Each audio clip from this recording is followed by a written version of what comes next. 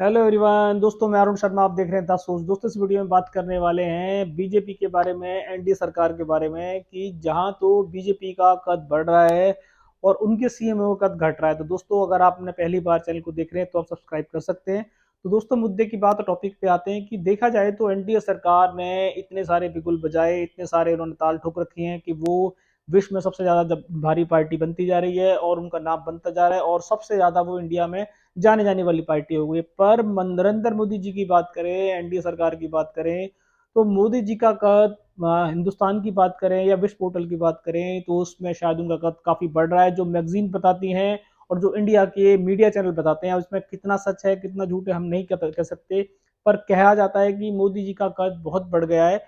अगर मोदी जी का और उनकी पार्टी का कद इतना बढ़ गया है तो एक सवाल हमारा है और एक सवाल बढ़ता जा रहा है कि मोदी जी का कद बढ़ने के बाद, पार्टी का कद बढ़ने के बाद उनके जितने भी सीएम बचे हैं, चाहे छत्तीसगढ़ हो, चाहे राजस्थान हो, चाहे मध्य प्रदेश हो, तीनों सीएमओ के कद घट गए हैं। बीजेपी की लगातार विक्ट्री के बाद, मोदी जी के विश्व पटल पोर्टल के बावजूद उनके सीएम के कद आए दिन गिरते जा रहे हैं।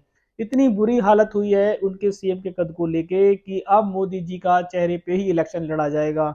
क्या मोदी जी की पार्टी को ये मंथन करने की, बीजेपी पार्टी को ये मंथन करने की जरूरत नहीं थी कि जब पार्टी का ग्राफ साथ में आसमान पे जा रहा है, मोदी जी का ग्राफ विश्व पोर्टल पे जा रहा है और उनके जो सीएम हैं वो आए दिन जनता से दूर होते जा रहे हैं। और अगर हम शिवराज सिंह की बात करें, मध्य प्रदेश की बात करें, तो शिवराज सिंह का कद कुछ समय से बिल्कुल नीचे चला गया है और वहां उनको इस बार सीएम का चेहरा तक भी नहीं बनाया गया। तो क्या मोदी जी की पार्टी ने, आला कमान ने ये डिसीजन नहीं लिया कि सीएम का चेहरा को हटा के सिर्फ मोदी जी के चेहरे पर इलेक्शन लड़ना भारत की राजनीति के लिए कितना अच्छा है कितना गलत है। अगर हम राजस्थान की बात करें तो राजस्थान में भी उनके पास सीएम का चेहरा नहीं बचा और वो सिर्फ एक मोदी जी के विश पोर्टल के चेहरे को इस्तेमाल करना चाहते हैं। और अगर हम छत्तीसगढ़ की बात करें तो उनका जो चेहरा था रमन कुमार, उसको भी लुप्त हुए कितने साल हो गए और वहां पे भी आज तक उनके पास कोई चेहरा नहीं बना। अगर मोदी जी का चेहरा और उनकी पार्टी इतनी विकासशील हो रही है तो उनकी देख रेख में, उनके सब कुछ आला कमान की ओर के देखने के बावजूद भी उनकी पार्टी का पतन क्यों हो रहा है? क्या उनके सीएम को पार्टी संभाल नहीं पाई या उनके पास कुछ, उनकी सरकारों ने मोदी के इतने विश पोर्टल पे चलते हुए भी कुछ नहीं किया?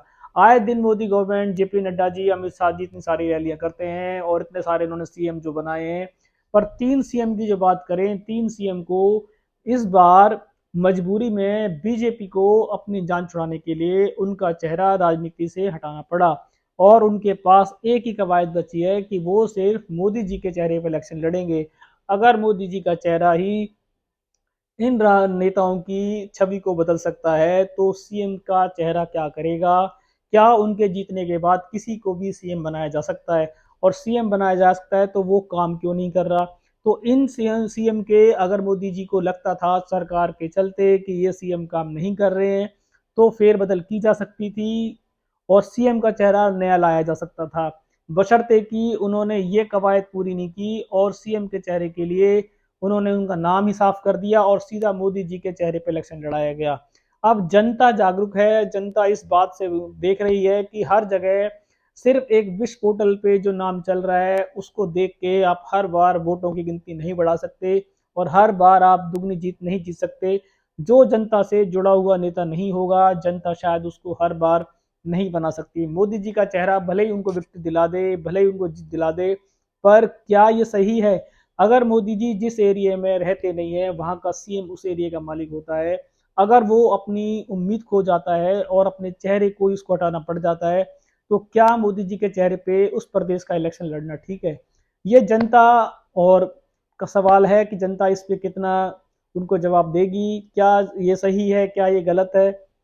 ये पोल से जुड़ा हुआ, जनता जुड़ा हुआ मुद्दा है कि जनता सिर्फ मोदी के चेहरे पे इलेक्शन चाहती है तो फिर सीएम की कवायद क्यों?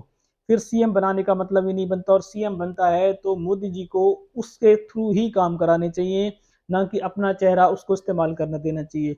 मोदी जी के चेहरे पे अगर तीन तीन स्टेट के अंदर सीएम अपनी कवायद को खो चुके हैं, अपने रुतबा खो चुके हैं और सिर्फ मोदी जी ही उनको जीत दिला सकते हैं, तो इसमें कांग्रेस और बीजेपी में क्या फर्क रह जाता है? कांग्रेस से ये कहते हैं कांग्रेस ने काम नहीं किया, तो इसका मतलब बीजेपी के उन सीएम ने भी काम नहीं किया जो आज मजबूरी में अपना चेहरा छुपाना पड़ रहा है और मोदी जी को चेहरा लाना पड़ रहा है। दोस्तों, ये एक बहुत ज्ञान संज्ञान की बात है कि जब बीजेपी पार्टी चारों तरफ अपनी विक्ट्री की धूम मचा रही है और आए दिन वो कोई ना कोई बिल पास करा सकती है और आए दिन देखा जाए तो मोदी जी को विश्व पोर्टल पे जगह मिलती है। अब इसके बावजूद भी अगर उनके चुने हुए मुख्यमंत्री भी अपने चेहरे को खोते चले जाएंगे, सिर्फ मोदी जी का चेहरा ही पार्टी में रह जाएगा, तो क्या बीजेपी मोदी जी के जाने के बाद या मोदी जी के चलते सिर्फ मोदी जी का चेहरा बन के रह जाएगी? ये एक सवाल है और इस पे काम करने की जरूरत है एनडीए सरकार को, उनके मुख्यमंत्रियों को, कि ताकि आने वाले समय में मोदी जी भले ही रैली करें पर चेहरा उनका ही रहे।